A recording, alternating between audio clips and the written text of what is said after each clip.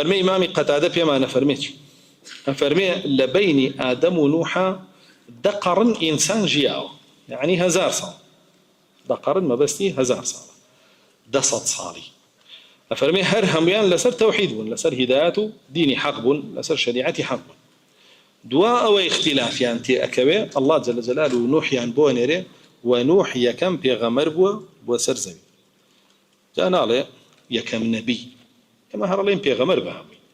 بس خوي النبي جوازه ومرسلش جوازه نبي جوازه مرسل جوازه عشان تعريفه كان كردو بو نبي لقال مرسل علماء عندي كان لين لو أنا ابن تيمية النبي أو كسيه أمر بتبليغ شرع من قبله فرماني بيكراوة شريعتي بيغمبركي بيش خوي بقيني أما نبي عندك تريان لين لا النبي من أرسل إليه ولم يؤمر بتبليغه نبي أو كسيك شرعي بو هاتوا بلان بينا وتراوة كبيجينا بخلق يتر أي جيني أنا أي جيني خويا زاني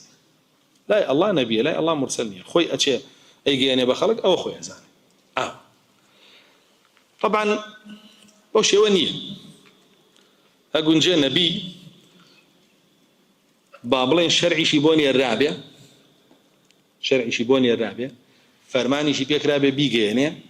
بلام لتشوارتشيوي شريعتي بيغمركي بيش خويا أو تعريفي طاوي نبي شرعي بوني الراوة فرماني بيك راوة بيشي جيني بلام لتشوارتشيوي شريعتي بيغمركي بيش خويا وكو أنبياء بني إسرائيل كانت بني إسرائيل تسسهم الأنبياء أو أنا هميان الله جل جلاله وحي شيبون أردن ودرجنا أتون لا شريعتي توراة حتى داود بيغمبر بو زبوري هبو باشا يخوي بلام زبور يستجد لنا توراة هاي يستجدور به لنا توراة يا أشعياء بيغمر بلام سفركي سفري أشعياء يستجد لنا توراة هيك همي وكو أشراتي ساعة وأو بيجبيني أو نشانة كان آخر زمان لا يخوان واحد يهود خوي همي قريبة ويسأل ياهو بحسابي خوي وأنا بيراك حركة هيرشي كرتا سرغزة وتيجي وتي أما نبوي أشعياء من هيك كلا بيجبيني كاني أو جيب جيك تطبيق لك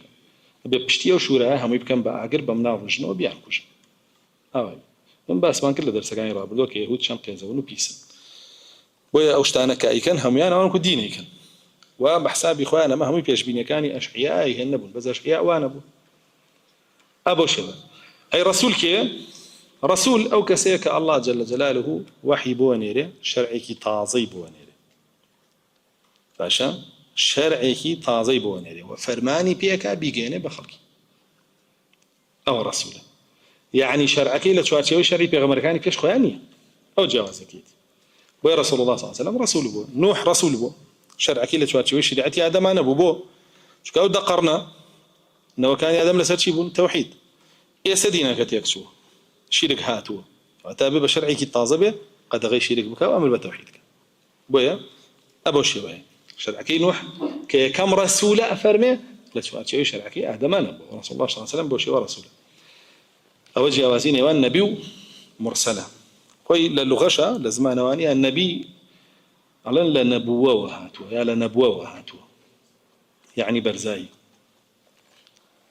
باشا أجلن لنبأ وهاتوا واتا حوال در هر كامي كان به مرتبة نبوة برز خوي برزاي حوالج بدال الله وجه برزاي ومرسلي جلن